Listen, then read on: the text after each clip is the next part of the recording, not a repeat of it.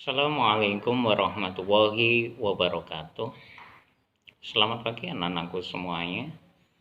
Kembali kita bertemu dalam program pembelajaran daring kelas 4 Muhammad Yamin, yang mana pada kesempatan kali ini kita akan membahas materi bahasa Indonesia pada tema 8 subtema 2 tentang mengidentifikasi unsur intrinsik pada sebuah cerita fiksi. Marilah untuk kelancaran kegiatan pembelajaran kali ini, kita awali pertemuan kali ini dengan membaca Bismillahirrahmanirrahim. Anak-anakku semuanya, untuk membantu kalian dalam menyimak materi yang Pak Aris sampaikan, silakan kalian buka LKS Bahasa Indonesia pada tema 8 subtema 2. Anak-anakku yang berbahagia, materi tentang cerita fiksi berupa definisi dan pengertiannya sudah pernah Pak Aris ulas di video sebelumnya. Nah, kali ini kita hanya fokus untuk membahas bagaimana cara menemukan atau mengidentifikasi unsur-unsur intrinsik yang ada pada sebuah cerita fiksi. Untuk mengingatkan kalian kembali apa saja unsur-unsur intrinsik tersebut, Pak Aris akan sebutkan kembali. Unsur intrinsik terdiri atas yang pertama, tokoh atau penokohan. Yang kedua, perwatakan tokoh. Yang ketiga, alur atau plot cerita. Yang keempat, latar atau setting cerita. Dan yang terakhir yaitu amanat atau pesan moral yang terkandung di dalam cerita. Untuk bisa menentukan atau mengidentifikasi unsur intrinsik apa saja yang ada di dalam sebuah cerita, kita perlu memahami langkah-langkah yang harus kita lakukan. Hal yang pertama yang harus kita lakukan adalah dengan membaca secara cermat, secara teliti, membaca intensif cerita fiksi yang akan kita identifikasi unsur intrinsiknya.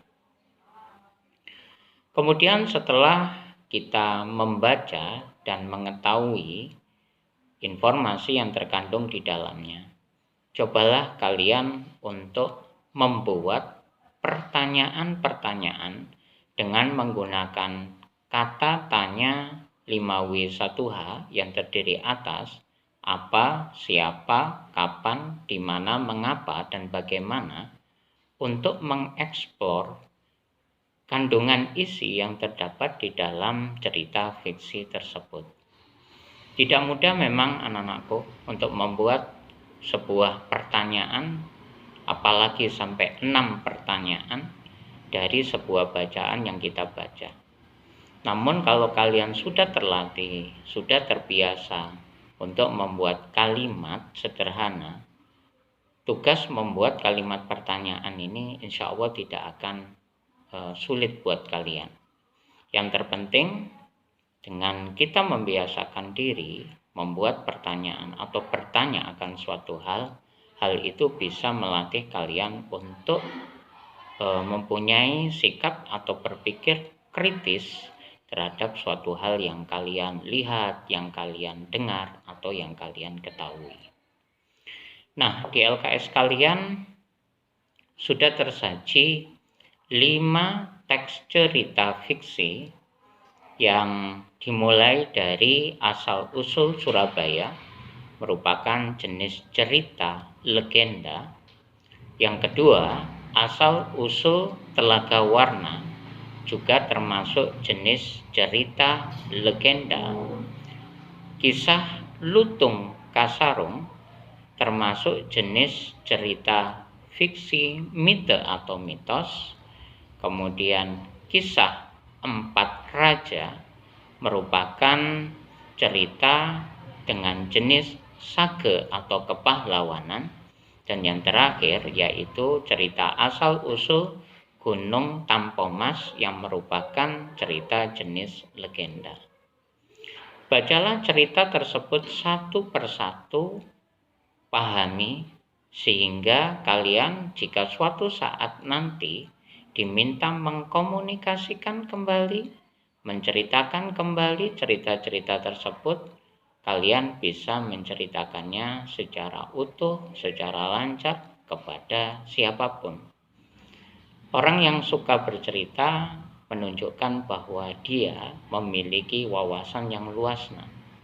Makanya Rasulullah mewajibkan kepada kita, umat Islam, untuk banyak-banyak membaca seperti wahyu pertama yang diterima beliau surat Al-Alaq ayat 1 sampai 5 yang berisikan perintah untuk membiasakan diri membaca dan menuntut ilmu. Dari 5 cerita tersebut, Pak Aris akan mengupas asal-usul Surabaya agar bisa menjadi bahan untuk kalian mengidentifikasikan unsur intrinsik apa saja yang ada di dalam.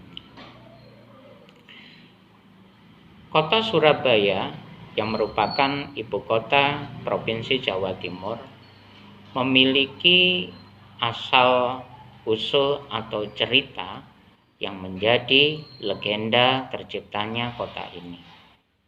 Pada zaman dahulu, wilayah kota Surabaya masih berupa daerah rawa-rawa yang berbatasan dengan pesisir pantai.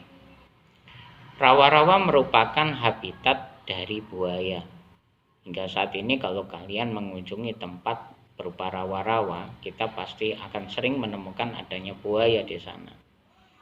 Suatu hari ada seekor ikan hiu atau sura dari Laut Jawa mencoba masuk ke sungai yang sekarang ini dikenal dengan nama Kalimas. Masuknya ikan hiu itu ke dalam sungai menyebabkan buaya penguasa sungai merasa tidak senang. Akhirnya buaya itu pun mencoba mengusir ikan hiu itu untuk kembali ke laut.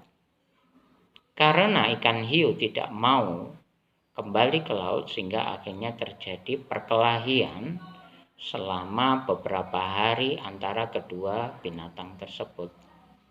Ikan hiu maupun buaya sama-sama kuat dan sama-sama berusaha untuk bisa memaksakan keinginannya.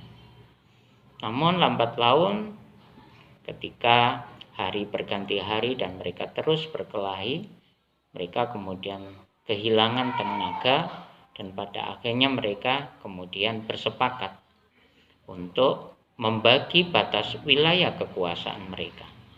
Buaya tetap berkuasa di wilayah pedalaman dari rawa-rawa tersebut, sedangkan ikan hiu kembali ke Laut Jawa dan menjadi penguasa di sana.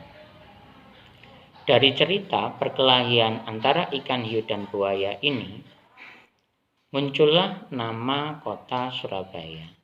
Kamu bisa menemukan patung atau diorama perkelahian antara ikan hiu dengan buaya ini di depan kebun binatang Surabaya, anak-anak. Pernahkah kalian mengunjungi KBS? Pasti kalian melihat patung itu kan? Nah, demikian video pembelajaran bahasa Indonesia untuk tema 8 subtema 2. Jangan lupa mengerjakan tugas di halaman tersebut dan dengan mengucapkan alhamdulillahirrabbilalamin, Pak Aris akhiri. Wassalamualaikum warahmatullahi wabarakatuh.